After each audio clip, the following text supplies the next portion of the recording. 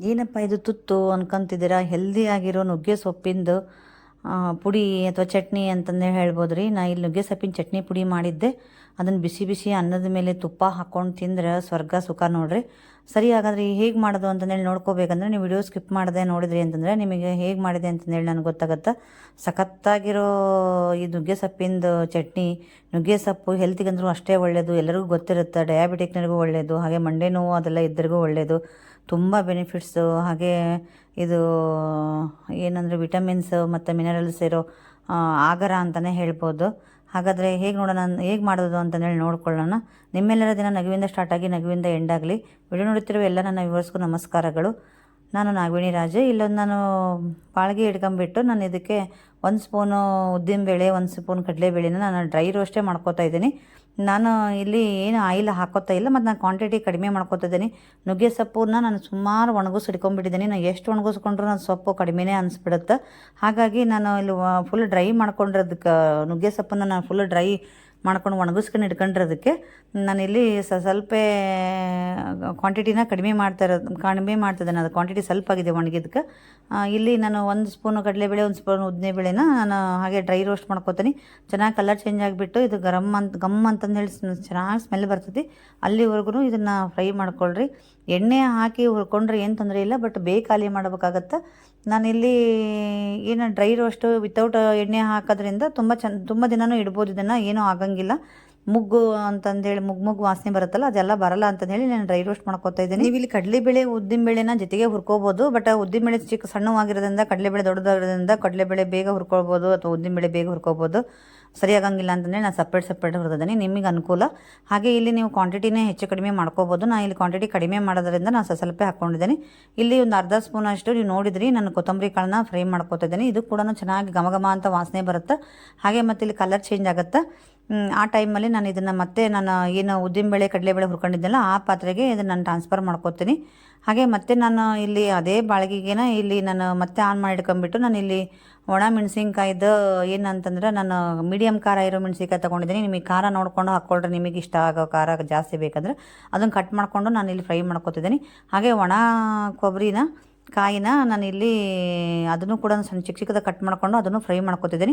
ಹಾಗೆ ಇಲ್ಲಿ ಒಂದು ಸ್ವಲ್ಪ ಹುಣಸೆ ಹಣ್ಣು ಹಾಕ್ಕೊಂಡಿದ್ದೀನಿ ನಾನು. ಇದು ಹುಣಸೆ ಹಣ್ಣನ್ನು ಅದಕ್ಕೆ ನಾನು ಫ್ರೈ ಮಾಡ್ಕೊತಿದ್ದೀನಿ. ಭಾಳ ಸಿಮ್ಮಾಗಿ ಇಟ್ಕೊಳ್ರಿ ಊರಿನ. ಇದನ್ನು ಬರೀ ಡ್ರೈ ರೋಸ್ಟ್ ಅಲ್ಲ, ಇಲ್ಲಾಂದರೆ ಸೀದು ಹೋಗ್ಬಿಡ್ತಾವೆ ಮೆಣಸಿನ್ಕಾಯಿ ಅಥವಾ ಹುಣಸೆ ಹಣ್ಣು ಅಥವಾ ಏನು ಸೀದು ಹೋಗ್ಬಿಡ್ಬೋದು. ಸೀದು ಹೋದರೆ ಟೇಸ್ಟ್ ಚೇಂಜ್ ಆಗುತ್ತೆ, ಟೇಸ್ಟ್ ಚೆನ್ನಾಗಿ ಬರೋಂಗಿಲ್ಲ. ಹಾಗಾಗಿ ಸಿಮ್ಮಾಗಿ ಇಟ್ಕೊಂಬಿಟ್ಟು ನೀವು ಫ್ರೈ ಮಾಡ್ಕೊಳ್ರಿ. ಇದು ಚೆನ್ನಾಗಿ ಫ್ರೈ ಆಗ್ತದೆ. ರುಬ್ಬಕ್ಕೆ ಗರಿಯಾಗಿ ಬಂದರೆ ಸಾಕಷ್ಟೇ. ಇದು ಅದೇನು ತುಂಬ ಚೆನ್ನಾಗಿರ್ತೈತಿ. ಇದು ಕೂಡ ಡ್ರೈ ರೋಸ್ಟ್ ಆದಮೇಲೆ ನಾನು ಇದನ್ನು ಅದೇ ಪಾತ್ರೆಗೆ ಅದೇ ಪ್ಲೇಟಿಗೆ ನಾನು ಇಲ್ಲಿ ಟ್ರಾನ್ಸ್ಫರ್ ಮಾಡ್ಕೊತೀನಿ. ತುಂಬ ಸಿಂಪಲ್ಲು. ಹಾಗೆ ಇಲ್ಲಿ ನೀವು ಒಂದು ಇದು ಡ್ರೈ ಆಗಿರುತ್ತಲ್ಲ ಅದೇ ಬಾಳಿಗೆಗೆ ನೀವು ಇಲ್ಲಿ ಏನಪ್ಪ ಅಂದ್ರೆ ಫ್ಲೇಮ್ ಬಂದ್ ಮಾಡಿಬಿಟ್ಟು ಅದರಲ್ಲೇ ಒಂದು ಸ್ವಲ್ಪ ಕೈ ಆಡಿಸ್ಬಿಟ್ರೆ ಒಳ್ಳೆಯದು. ನನಗೆ ಗೊತ್ತಾಗಲಿಲ್ಲ, ನಾನು ಬೇಕಾಗತ್ತಾ ಅಂತಂದು ಹೇಳಿಬಿಟ್ಟು ಸಿಮ್ಮಾಗಿ ಇಟ್ಟಿದ್ದೆ. ಜಾಸ್ತಿ ಇದು ರೋಸ್ಟ್ ಆಗಿಬಿಡ್ತು ನುಗ್ಗೆ ಸೊಪ್ಪು. ನೀವೆಲ್ಲ ಏನು ಮಾಡಿರಿ ಅಂತಂದ್ರೆ ಇದನ್ನು ಫ್ಲೇಮ್ ಬಂದ್ ಮಾಡಿಬಿಟ್ಟು ಏನು ಪಾತ್ರೆ ಕಾದಿರುತ್ತಲ್ಲ ಅದರಲ್ಲೇ ನೀವು ಇಷ್ಟು ಬಿಸಿ ಮಾಡ್ಕೊಂಡ್ರೆ ಸಾಕು. ಅದರದ್ದು ಈ ನುಗ್ಗೆ ಸೊಪ್ಪಿಂದು ಹಸಿ ವಾಸನೆ ಅದು ಏನು ಬರೋದೇ ಇಲ್ಲ. ಅದು ಫುಲ್ ಡ್ರೈ ಆದಾಗನೇ ಅದರದ್ದು ಅದು ಹಸಿ ವಾಸನೆ ಎಲ್ಲ ಹೋಗಿಬಿಟ್ಟಿರ್ತೈತಿ. ನಾನು ಹಿಂಗೆಲ್ಲ ಇಷ್ಟೆಲ್ಲ ಫ್ರೈ ಮಾಡ್ಕೊಂಡು ಇದನ್ನು ಫ್ರೈ ಮಾಡ್ಕೊಂಡೆ. ಬಟ್ ಚೆನ್ನಾಗಿ ಫ್ರೈ ಆದರೂ ಕೂಡ ತುಂಬ ಚೆನ್ನಾಗೈತಿ, ಟೇಸ್ಟ್ ಆಗೈತಿ, ಏನು ತೊಂದರೆ ಇಲ್ಲ. ಆಮೇಲೆ ನಮಗೆ ನುಗ್ಗೆ ಸೊಪ್ಪಿಂದು ಚಟ್ನಿ ತಿಂತಾಯಿದ್ದೀವಿ, ಇದು ನುಗ್ಗೆ ಸೊಪ್ಪು ಅಂತ ಗೊತ್ತಾಗಂಗಿಲ್ಲ.